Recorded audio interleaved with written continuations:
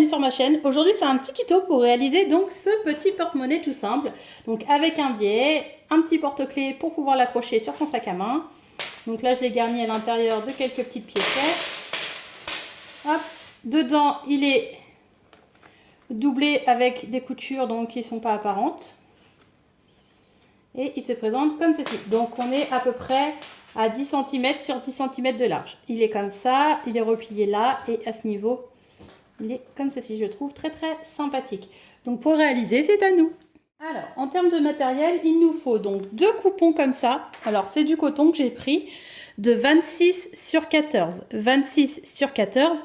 Et il y en a un que j'ai thermocollé avec du H250.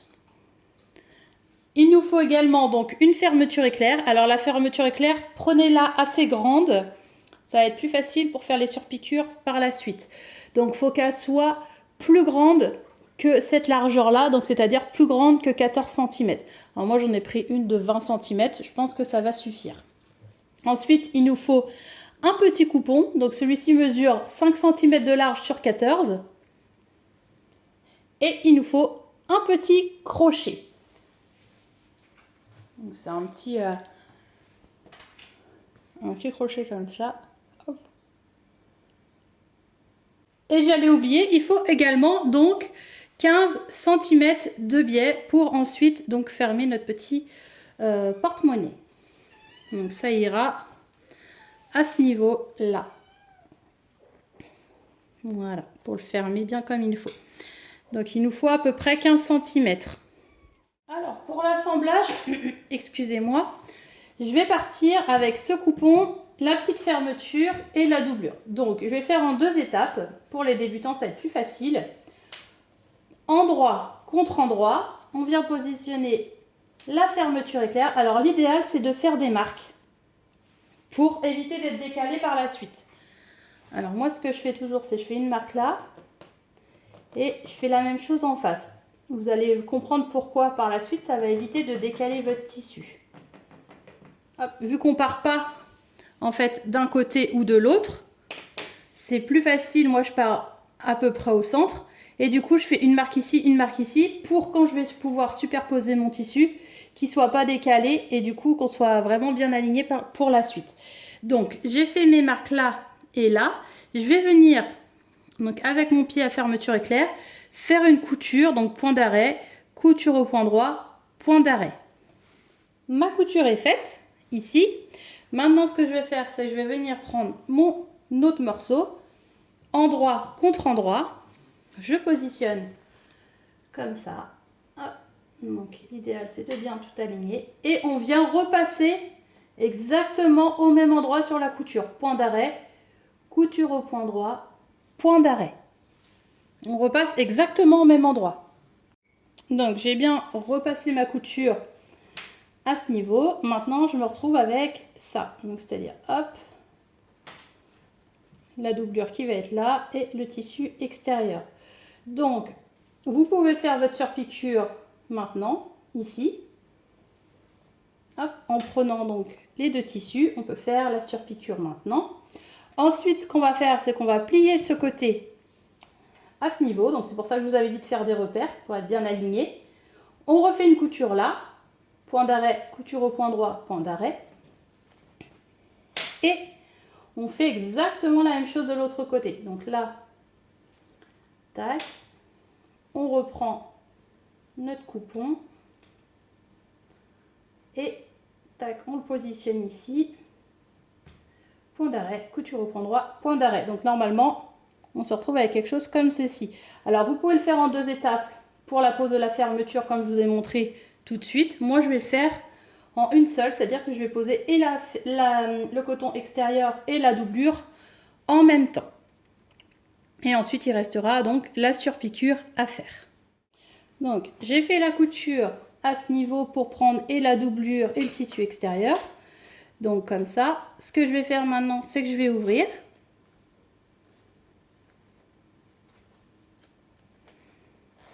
Et là, vous allez comprendre l'intérêt de prendre une grande fermeture éclair. C'est que lorsque l'on retourne, donc là j'ai fait la première surpiqûre tout à l'heure. Et maintenant, il faut faire cette surpiqûre là. Alors l'idéal c'est de prendre une plus grande fermeture parce que quand on va passer à la machine à coudre, qu'on ne soit pas gêné en fait par le loquet qui est là. Là on passe la machine, hop, on met sous la machine et on va venir faire une couture ici en termes de surpiqûre. Et vous allez voir que c'est plus facile quand on a une fermeture qui s'ouvre plus loin.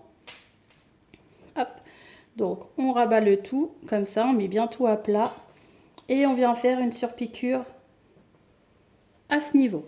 Voilà, donc j'ai fait les surpiqûres à ce niveau. Maintenant ce que je vais faire c'est que je vais refermer et je vais venir donc marquer, hop,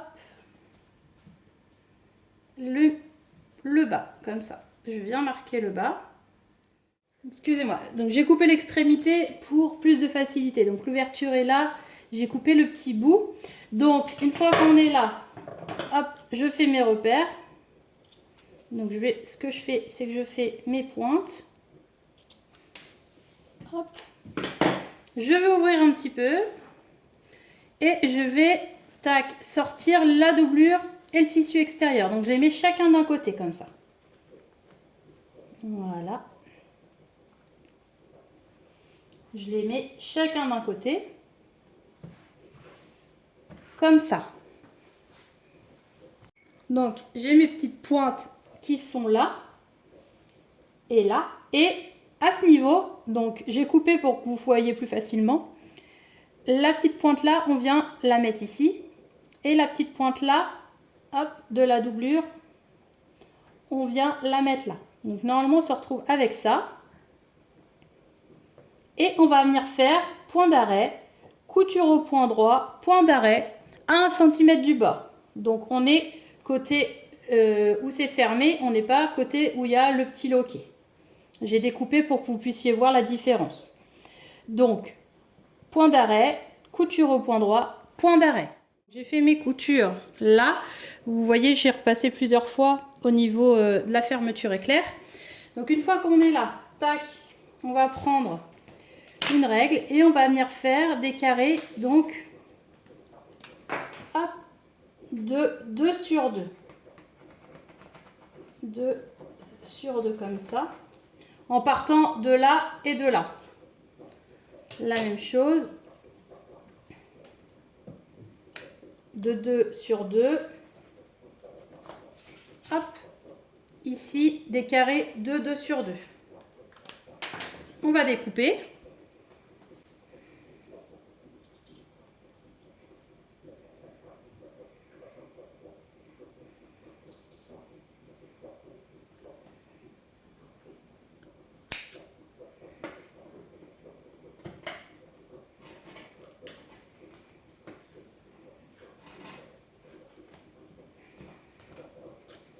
Donc on va venir faire le repli comme ça, de façon à avoir ça.